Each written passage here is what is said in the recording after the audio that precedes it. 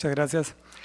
Primero que todo, muchas gracias a la Junta Directiva de ACADI por esta gentil invitación, también por el tema. Este es un tema que parece como que todos lo deberíamos saber, pero cuando va uno a la realidad es un tema que nos genera temores y dificultades en la práctica de todos los que realizamos e indicamos procedimientos endoscópicos. Cada vez hay más pacientes anticoagulados, cada vez hay más procedimientos en pacientes anticoagulados, hay nuevos agentes anticoagulantes, seguimos encontrando informes de endoscopia de prestantes colegas que nos dicen no se toman biopsias a una lesión sospechosa porque el paciente está anticoagulado. Antes de cuando llegué al evento, saludé a una de mis más respetadas colegas, no voy a decir nombres, pero es de Cali, y es una de las personas que yo la tengo como concepto del manejo más integral y mayor conocimiento actual de los pacientes y de los problemas relacionados con los pacientes. Y ella me dijo, y a mí me genera un malestar profundo cuando veo entrar a mi sala de endoscopia un paciente con una manilla que dice estoy recibiendo, no voy a decir el medicamento que me estaba mencionando, pero ese malestar que me refirió la doctora Adriana, creo que lo compartimos todos, esos temores los compartimos todos también, y por eso el tema me parece muy pertinente, y ahí va el agradecimiento por haber seleccionado, darme la oportunidad de revisar este importante tema. Todos los que hacemos procedimientos endoscópicos siempre tenemos este temor detrás, este es un demonio que nos acompaña, la posibilidad de una complicación como sangrado que es realmente difícil de manejar, de enfrentar, difícil de explicar, pero que es inherente a los procedimientos endoscópicos. Y la tendencia usualmente es a sobreestimar este riesgo y cubrirnos con las mayores precauciones. Precauciones como por ejemplo decir no tomo biopsias porque el paciente está anticoagulado y no quiero someterlo a riesgos. Decir por ejemplo vuelva cuando suspenda su anticoagulante, vuelva cuando haya dejado de tomar la aspirina durante varios días, porque de esa manera el procedimiento va a ser mucho más seguro. Pero cuando tomamos cualquiera de esas iniciativas, estamos desconociendo otro riesgo muy importante y es el riesgo del paciente. Y el objetivo es que logremos llegar a un equilibrio entre estos dos factores que son muy importantes para que finalmente las decisiones que se tomen vayan encaminadas a lo que sea más seguro para el paciente. Es importante recordar las definiciones de esos dos aspectos que había mencionado. ¿A qué llamamos el riesgo del procedimiento? Realmente es el riesgo de sangrado que está asociado al procedimiento. No es fácil establecerlo, pero hay algunas recomendaciones, algunas guías, específicamente me voy a referir a las guías de la Asociación Americana de Gastroenterología, de endoscopia digestiva, que nos habla de que los procedimientos se pueden clasificar como procedimientos de bajo riesgo de sangrado o de alto riesgo de sangrado. Y el punto de corte que ellos usaron fue el de 1.5% de probabilidad de sangrado. Lo que sea menor de esta cifra se puede clasificar como de bajo riesgo, lo que sea mayor de esta cifra se podría clasificar como procedimientos de alto riesgo. Estas cifras son obtenidas de pacientes que no están anticoagulados y cualquiera podría decir, eso cambia. La realidad es que no, un procedimiento que es de bajo riesgo de sangrado no se convierte en de alto riesgo porque el paciente está anticoagulado. Una endoscopia diagnóstica no se vuelve de alto riesgo porque el paciente esté recibiendo algún medicamento. En general es un procedimiento seguro y que rara vez se acompaña de sangrado como complicación. ¿A qué se refieren con el riesgo del paciente? Básicamente se refieren al riesgo que tiene el paciente de hacer un evento tromboembólico si se suspende o se interrumpe temporalmente la anticoagulación. Pero a esta definición yo le agregaría otro concepto de riesgo del paciente. Hemos medido la posibilidad de que se diagnostiquen más tardíamente algunos procedimientos debido a que no tomamos, por ejemplo, biopsias porque el paciente está anticoagulado. Es desafortunado los casos en que uno recibe un informe de endoscopia de una neoplasia y cuando va a interrogar al paciente dice, sí, hace 6 meses me habían hecho ese procedimiento, me dijeron que tenía una pequeña lesión, pero no me la biopsiaron porque estaba anticoagulado. Ese también es un riesgo del paciente y nosotros tenemos que lograr un equilibrio entre esos dos aspectos. ¿A qué se refiere con procedimientos de bajo riesgo y cuáles son los que están definidos por la ASGE? Todos los procedimientos diagnósticos endoscópicos, incluyendo la enteroscopia con un solo balón o con doble balón, la toma de biopsias mucosas, inclusive las biopsias mucosas realizadas para mapeo gástrico, la colangiografía sin esfinterotomía, la econdoscopia diagnóstica, la polipectomía no térmica, obviamente nos estamos refiriendo a pólipos pequeños en el que no se usa ninguna corriente eléctrica para su resección, y la inserción endoscópica de stents metálicos autoexpandibles. Aquí pongo un interrogante porque en este caso se debe individualizar al paciente. La mayoría de esos stents los vamos a colocar en pacientes que tienen posiblemente enfermedades neoplásicas y la enfermedad neoplásica tiene un comportamiento errático, así como puede tener un riesgo de enfermedad trombótica, también puede tener un riesgo de sangrado. Entonces es mejor individualizar al paciente para saber qué es lo que habría que hacer en ese caso determinado y clasificarlo como de bajo riesgo o de alto riesgo. ¿Y cuáles son los procedimientos que están definidos como de alto riesgo? Una polipectomía endoscópica en pólipos de mayor tamaño, la disección endoscópica submucosa y mucosa, la esfinterotomía biliar o pancreática, la aspiración o biopsia a través de coendoscopia, la coagulación o ablación de lesiones tumorales o lesiones vasculares, la biopsia hepática percutánea y la ligadura de varices, que igualmente podría uno ponerle una interrogación porque estos pacientes usualmente están acompañados con enfermedades de base que llevan a trastornos de coagulación, entonces hay que individualizar también el riesgo de ese paciente y de ese procedimiento. ¿Cuáles son las entidades que más frecuentemente se asocian a anticoagulación hoy en día? La fibrilación auricular es una de las más frecuentes, indicaciones para anticoagulación. El riesgo de eventos tromboembólicos en un paciente con fibrilación auricular están especificados en escalas. Afortunadamente yo no soy cardiólogo y no tengo que aprenderme todas esas siglas, no sé cómo hacen ellos para repetirla, pero esa es una escala que mide factores importantes: la presencia de falla cardíaca, hipertensión, diabetes, la edad, el sexo y, muy importante, la presencia de enfermedad valvular que acompaña a esa fibrilación auricular.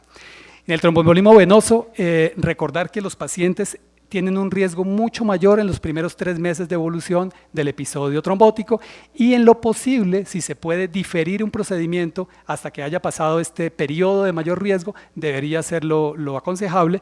También es importante tratar de indagar por la causa de ese evento tromboembólico. Si el paciente tiene una causa conocida, reposo, inmovilización, etcétera, el riesgo puede ser menor, pero si la causa no es clara, el riesgo va a ser mayor en ese paciente. La presencia de cáncer, que ya lo hemos mencionado, estos pacientes pueden tener tanto riesgo de trombosis por todos los mecanismos fisiopatológicos que están enumerados ahí, como riesgo de sangrado por los medicamentos, la trombocitopenia, la disfunción plaquetaria que acompaña al cáncer. Y finalmente los stents coronarios. Esto es un tema que hay que manejar con cuidado.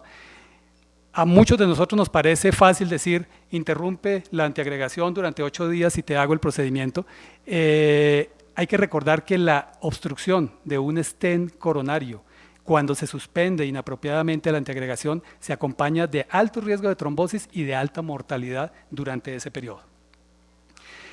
¿Cuáles serían las recomendaciones generales? Si clasificamos a los pacientes y a los procedimientos de acuerdo al riesgo de las recomendaciones que hemos mencionado, podríamos tener pacientes que son de bajo riesgo, procedimientos de bajo riesgo en pacientes de alto riesgo. La conclusión de lo que hay que hacer con ese paciente debe continuar con la anticoagulación. Si por el contrario vamos a hacer un procedimiento de alto riesgo en un paciente de bajo riesgo de trombosis, podría ser lógico o la recomendación sería suspender temporalmente la anticoagulación y no estamos corriendo ningún riesgo adicional. Entonces se nos presenta el problema: tenemos un procedimiento de alto riesgo y también es un paciente de alto riesgo. A ese paciente ni se le puede suspender la anticoagulación dejándolo desprotegido, ni podemos continuar la anticoagulación por el riesgo del procedimiento. ¿Cuál sería la recomendación de esos pacientes? La terapia puente. Ya eso es a lo que nos vamos a referir en los siguientes minutos. Esa terapia puente hay que saberla usar y hay que saber la pertinencia de esa intervención de acuerdo a si es un procedimiento de urgencia o electivo. Digamos que la terapia puente está definida para procedimientos electivos. En situaciones de urgencia, muchas veces nos toca obviar la mayoría de estas recomendaciones. La decisión debe ser una decisión concertada. Esto no es vaya donde su hematólogo y vuelva cuando le solucione el problema.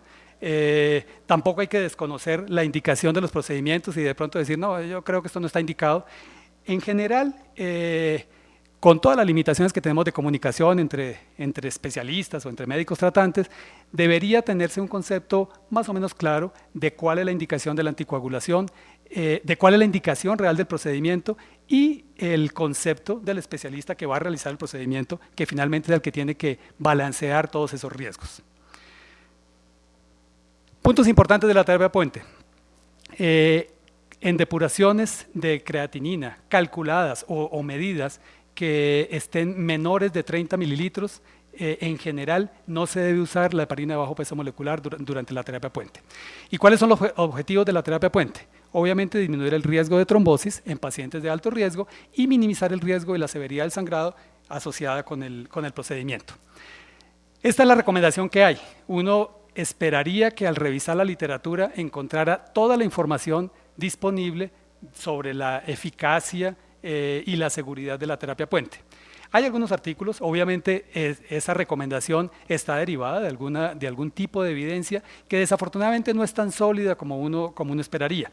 Hay 2 estudios adecuadamente controlados en pacientes de alto riesgo que mostraron que podría ser una estrategia beneficiosa.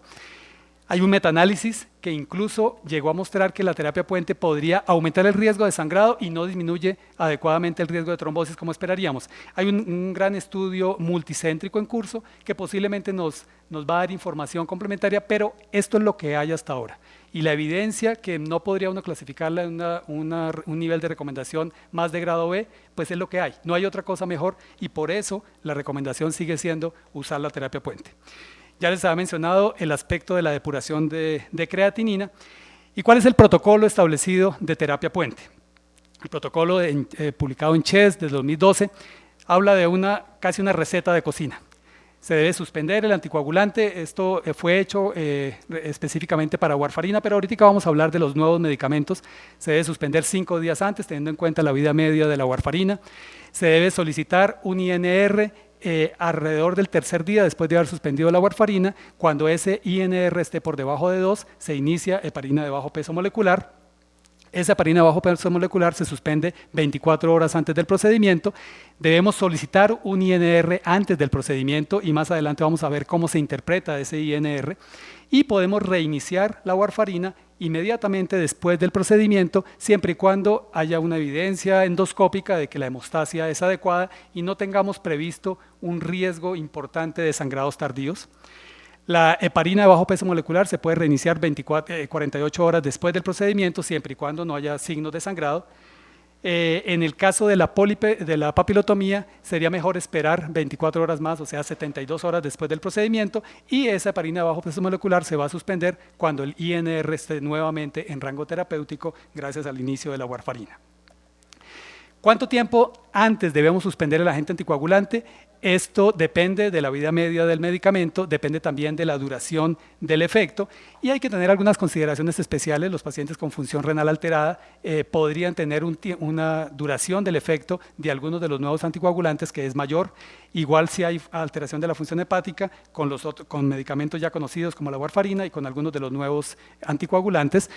La posibilidad de reversión es importante, solamente la tenemos disponible para warfarina y para heparina. Y finalmente, ya habíamos hablado de 5 días para la warfarina. La recomendación de la suspensión de la heparina sería, teniendo en cuenta su vida media de 60 a 90 minutos, que se suspendiera 4 a 6 horas antes del procedimiento y la heparina de bajo peso molecular se debe suspender 24 horas antes del procedimiento. En cuanto a los nuevos anticoagulantes, los inhibidores de factor 10 activado, la recomendación en general es suspenderlo 36 horas antes del procedimiento y con los inhibidores de la trombina se deben suspender por lo menos 10 horas antes del procedimiento. ¿Qué tenemos en cuanto a ese INR que se pide inmediatamente antes del procedimiento? Un INR de 1 habla de un 100% de actividad coagulante. Un INR de 2 habla de solamente un 33% de actividad coagulante. Sin embargo, dentro de este margen se supone que uno tiene cierta seguridad de un efecto coagulante normal para el paciente. Sin embargo, se ha tratado de establecer cuál sería el INR más seguro. Las cifras lo que dicen es que un INR de 1.5 o menor no aumenta significativamente el riesgo de sangrado y podríamos usarlo como punto de corte para decir que con este INR el procedimiento se podría hacer en forma segura. Si 24 horas antes el INR es mayor de 1.5, se podría considerar el uso de reversión de la anticoagulación, la vitamina K en el caso de la warfarina, pero hay que tener cuidado y esta decisión debe ser concertada dependiendo de la patología del paciente. Revertir con vitamina K sistemáticamente lo que nos está haciendo es aumentar el tiempo de reinicio del efecto anticoagulante posterior y eso trae problemas de morbilidad, de estancia, en general complicaciones mucho más en patologías como válvulas mecánicas que necesitan la anticoagulación. Las bajas dosis de antiplaquetarios, de aspirina como monoterapia, en general no aumentan el riesgo de sangrado y no habría ninguna indicación para suspenderlo antes de ningún procedimiento.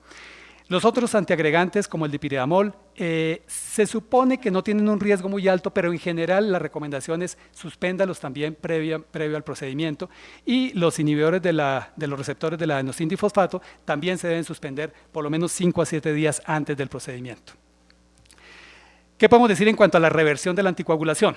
Esto solamente debería considerarse para procedimientos de urgencia, procedimientos con alto riesgo de sangrado y que no puedan ser diferidos de ninguna manera.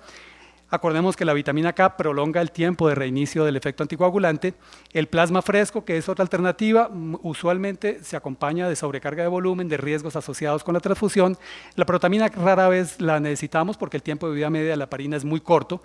La mejor alternativa, si se llegara a requerir, son los concentrados de protrombina. No es fácil usarlos con nuestro sistema de salud. Y los nuevos agentes anticoagulantes, acordémonos que no tienen medicamentos con los cuales se pueda revertir y las estrategias que se han usado, los complejos protrombínicos y la hemodiálisis, en general no tienen una evidencia importante. ¿Cuándo reiniciar la anticoagulación? La anticoagulación profiláctica se puede reiniciar inmediatamente después si el endoscopista tiene seguridad de que hubo una adecuada hemostasia en su procedimiento. La heparina se podría reiniciar 48 horas después. La warfarina se puede reiniciar 8 a 12 horas después del procedimiento. Recordemos que el efecto de ese reinicio de la warfarina solamente lo vamos a ver 3 o 4 días después de haberla comenzado, luego no hay un riesgo de sangrado temprano. Y los nuevos agentes anticoagulantes en general se pueden iniciar 48 horas después. Los antiplaquetarios se podrían iniciar al día siguiente, 24 horas después del procedimiento, si fue necesario suspenderlos. Unas recomendaciones finales que nos pueden servir también de conclusiones.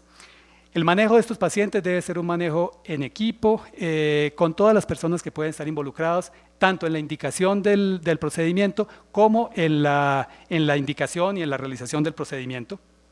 Individualizar los casos e involucrar al paciente en estas decisiones. A veces también es importante explicarles para qué es el procedimiento, qué es lo que podemos lograr, qué es lo que buscamos y cuáles son los riesgos que le está corriendo. Mientras sea posible diferir los procedimientos selectivos hasta que los riesgos de los eventos tromboembólicos sean menores, es preferible usar esta alternativa.